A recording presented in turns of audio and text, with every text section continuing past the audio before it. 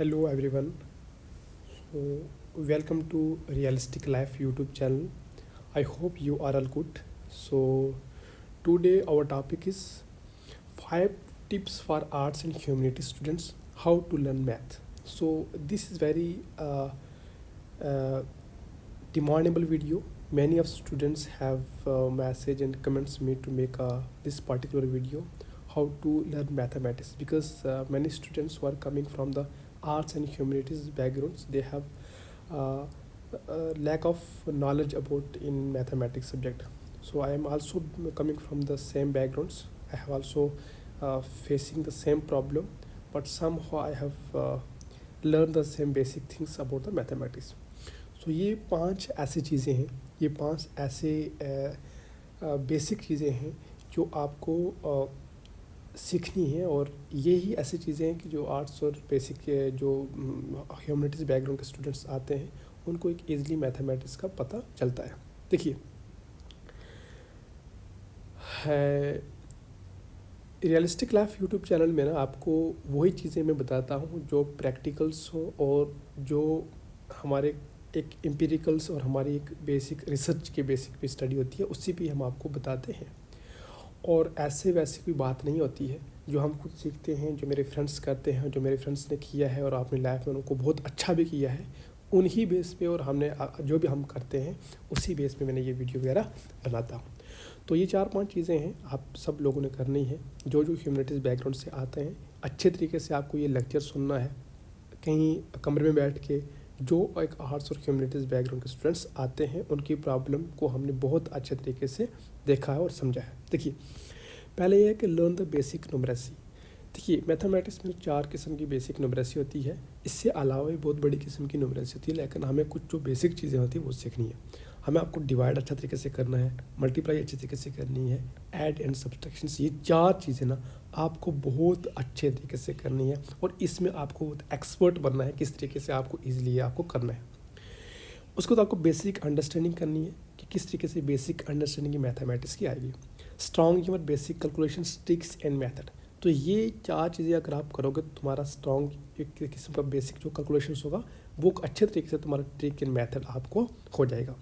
उसके बाद learn with those who have knowledge of the mathematics. देखिए, एक इंसान की आपको बहुत ज़रूरत पड़ेगी, चाहे वो आपका फैमिली का हो, चाहे वो आपका बड़ा भाई हो, चाहे आपका छोटा भाई क्यों ना हो, चाहे आपका कोई लेटेस्ट क्यों ना हो, जिसको थोड़ा बहुत मैथमेटिक्स आता है या जिसको नॉलेज है मैथमेटिक्स की, आप उससे हेल्प ले सकते हो विदाउट एनी हेजिटेशंस। सीखने पढ़ने में कोई उम्र नहीं होती है, और आप without hesitations you can ask any doubts from them. देखिए, सेकंड क्या है, ये जो पहला पॉइंट था लर्न बेसिक न्यूमरेसी। उसके बाद क्या करना है, टाइमिंग कितनी देनी है कि डेली 1 आवर डिवोटेड। अगर आप 1 घंटा या एक जो दिन का 1 घंटा सिर्फ इसी मैथ के लिए डिवोटेड करोगे तो ज़ाहिर सी बात है आपको कुछ ना कुछ बेनिफिट होगा और आप इस प्रॉब्लम से बाहर निकलोगे। Only 1 our devoted. सेकंड है कि फर्स्ट 15 डेज और 20 डेज, और अगर आप फर्स्ट 20 डेज से लेके अगर आपको 30 डेज भी लग जाएँ, 1 महीना लग जाए या आपको 2 महीने लग जाए तो कोई मसला नहीं है। आपको अपनी बेसिक न्यूमरेसी को बहुत स्ट्रांग करना है। अगर आपके बेसिक पिलर अच्छे रहेंगे ना तो आपकी बिल्डिंग की बहुत बड़ी अच्छी तरीके से स्ट्रक्चर खड़ा हो सकता है। उसके बाद आपको टेबल अच्छे तरीके से आना चाहिए, स्क्वायर रूट अच्छे तरीके से आना चाहिए, क्यूब रूट, ये बेसिक चीज़ें जो है ना आपको ये सबसे पहले सीखनी है। उसके बाद build on concept how to solve the mathematics basic numeracy, और आपको बहुत अच्छे तरीके से ये कंसेप्ट क्लियर कर लेने कि किस तरीके से एक इमीडिएट जो है वो ट्रिक से जो है तुम्हारा बेसिक कैलकुलेशंस होती है, ठीक है ना।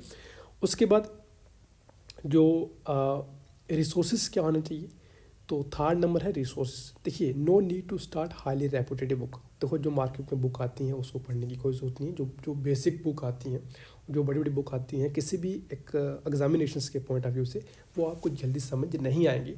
जैसे मेरे साथ दिक्कत थी, और काफ़ी मेरे सारे जो फ्रेंड्स थे उनको भी ये दिक्कत आती थी, आपको भी ज़ाहिर सी बात है दिक्कत आती है। पहले आपको ना only start with Tamil Nadu book 6 से लेकर 10 तक, बहुत बहुत अच्छी बुक है, बहुत बेसिक बुक है, और आपको ये फुल्ली डिवोटेड करनी है। इनको ना आपको इस तरीके से पढ़ना है कि ये आपकी बेसिक बुक है, ये आपकी मैथमेटिक्स को बहुत अच्छा बना देंगी। ज़ाहिर सी बात है बहुत अच्छा बना देंगे। इनकी जो भी एग्जांपल्स हैं, ठीक है ना, इनकी जो भी एक्सरसाइज हैं, ठीक है ना, इनकी जो भी वहाँ पे एक्टिविटीज़ हैं, 6 से लेकर 10 तक, ये सब आपको सॉल्व करनी है। इससे अच्छी बुक मेरे से हिसाब से कोई नहीं है। और ये जो पढ़ाने वाला बंदा होगा आपका, वो भी आपको अच्छे तरीके से पढ़ाएगा, तब मज़ा आएगा। उसके बाद है मोर प्रैक्टिस। देखिए, मैथमेटिक्स हो या कोई भी सब्जेक्ट हो, तो प्रैक्टिस से ही हमें कोई चीज़ आती है। अगर हम प्रैक्टिस ना हो तो हम गाड़ी नहीं चला सकते, प्रैक्टिस होती है तो हम साइकिल को अच्छे तरीके से रन करते हैं। तो ये सब चीज़ें प्रैक्टिस भी बेस होती हैं। अगर हम प्रैक्टिस बहुत ज़्यादा करेंगे तो हज़ार सी बात है, जो प्रॉब्लम हमें आ रही है उस प्रॉब्लम से हम बाहर निकल आएंगे। Practice as much as possible, it make you perfect strong your calculation. देखिए, तुम्हारा जो ये प्रैक्टिस होगा ना, तो वो तुम्हें परफेक्ट बनाएगा। किस तरीके से? आपको प्रैक्टिस से ही चीज़ें आएंगी। आप बहुत ज़्यादा प्रैक्टिस करेंगे तो आपको जो प्रॉब्लम मैथमेटिक्स में आ रही है वो कुछ देर तक या कुछ टाइम तक वो जो है वो इजीली सॉल्व हो जाएगी। देखिए, 10th के बाद मैथमेटिक्स छोड़ा है और 5-6 साल के बाद जाके मैथमेटिक्स को उसको दोबारा ले रहे हैं, तो ज़ाहिर सी बात है प्रॉब्लम तो आती है ना। क्योंकि एक उस चीज़ को ले रहे हैं जो एक यूनिवर्सल ट्रूथ है कि वो एक किस्म का टफ सब्जेक्ट है, तो आप उसको एक ईजिली तरीके से सर्वाइव या उस तरीके को आप कंप्लीट कर सकते हो। उसके बाद पाँचवा पॉइंट है कि how much time you need. इस मैथमेटिक्स की प्रॉब्लम को सॉल्व करने के लिए कितना टाइम की आपको ज़रूरत पड़ेगी।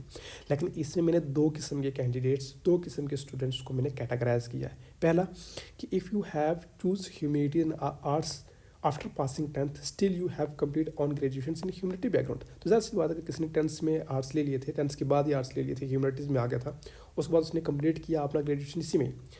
और उस इंसान को ना 1 साल या 10 मंथ अगर वो लगातार अगर वो 1 आवर लगातार एवरी डे को डिवोटेड करेगा, तब जाके ये वो अच्छे तरीके से मैथमेटिक्स में वो अच्छे तरीके से कर सकता है। लेकिन ये मैं उसकी एबिलिटी पे छोड़ता हूँ कि उसको 10th मंथ लगते हैं, 6 मंथ में लगते हैं, तो वो ईज़िली वो उसकी एबिलिटी पे, कुछ बच्चों को तो 6 मंथ के अंदर ही ये चीज़ें आ जाती हैं, कुछ को ज़्यादा टाइम लगता है। क्योंकि देखो, इंसान का ना माइंड भी एक किस्म का मशीन्स होता है। तो अगर आप एक मशीन्स हो, तो हमारा माइंड सिर्फ ना एक किस्म का मशीन्स है, और जिस तरीके से हम अपना माइंड को मोड़ेंगे उसी तरीके से हमारा माइंड की एक क्या होती है, एक उसकी डेवलपमेंट हो जाती है। जैसे फॉर एग्जांपल, अब कुछ लोगों का जो माइंड होता है वो कैलकुलेशन बेस पे चलता रहता है। जैसे फॉर एग्जांपल उनका माइंड जो है ट्रिकी होता है। और जो ह्यूमैनिटीज़ बैकग्राउंड के स्टूडेंट्स आते हैं उनका जो माइंड होता है वो डिस्क्रिप्टिव बेस होता है। अब you know that descriptive means हमारा जो होता है वो क्या होता है कि फिलोसफिकल माइंड होता है। और हमें थ्योरी जो है ना, हमें जो थ्योरी है ना वो हमें ईजिली समझ आता है। हमें थ्योरी में इतनी प्रॉब्लम नहीं आती है, थ्योरी हम ईजिली अंडरस्टैंड कर लेते हैं। चाहे जितनी मर्जी थ्योरी हो, हम ईजिली उसको अंडरस्टैंड कर लेते हैं। एज़ कम्पेयर टू यही प्रॉब्लम जो मैथमेटिक्स के बैकग्राउंड के स्टूडेंट होते हैं उनको होती है। उनको जो है वो कैलकुलेशन बेस पे बहुत जल्दी समझ आ जाते हैं, और एज़ कम्पेयर टू उनको थ्योरी जो है वो लेट समझ आती है, और थ्योरी को वो समझ ही नहीं सकते, क्योंकि थ्योरी को ही बहुत प्रैक्टिकल बना लेते हैं। तो ये एक किस्म का डिफ्रेंशिएशन होती है जो हमें और उनमें फ़र्क होता है। और यही हमारा माइंड जो है ना एक थ्योरिकल माइंड बन चुका है, और हमें थोड़ा इसको कैलकुलेशन बेस बनाना है, तो वो आपको वन ईयर जो है आपको ज़रूरत पड़ेगी।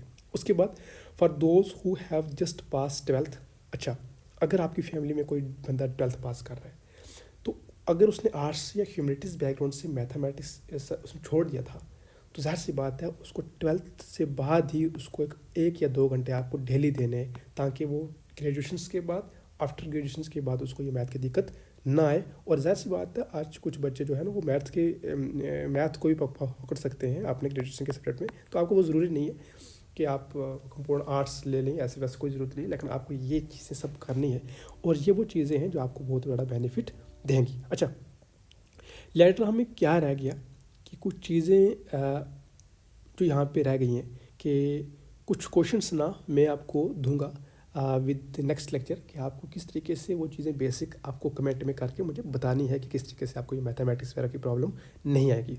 आई होप ये लेक्चर आपको बहुत बड़ा बेनिफिट्स हुआ होगा, और ये लेक्चर ना आपको बहुत अच्छे तरीके से जो भी प्रॉब्लम आपको आई है वो आपको बेनिफिट्स करेगा। तो आगे फ्यूचर में जो भी हमें कोई प्रॉब्लम आएगी हम उसको नेक्स्ट वीडियो लेक्चर में लाएंगे। तो ज़ाहिर सी बात है, अगर आपको कोई भी किसी किस्म की प्रॉब्लम आती है, रियलिस्टिक लाइफ यूट्यूब चैनल का 2 किस्म के इसके मकसद है मेरे बनाने के। एक तो इसका ये है कि प्रैक्टिकली अप्रोच हो हर एक स्टूडेंट्स की लाइफ की प्रॉब्लम को। उसके बाद हमारे जो वे ऑफ लाइफ में कोई प्रॉब्लम आती है तो उसको हम किस तरीके से एक रियलिस्टिक बेसिक तरीके से हम उसको सॉल्व कर सकें। So thank you very much, subscribe my YouTube channel. Thank you very much.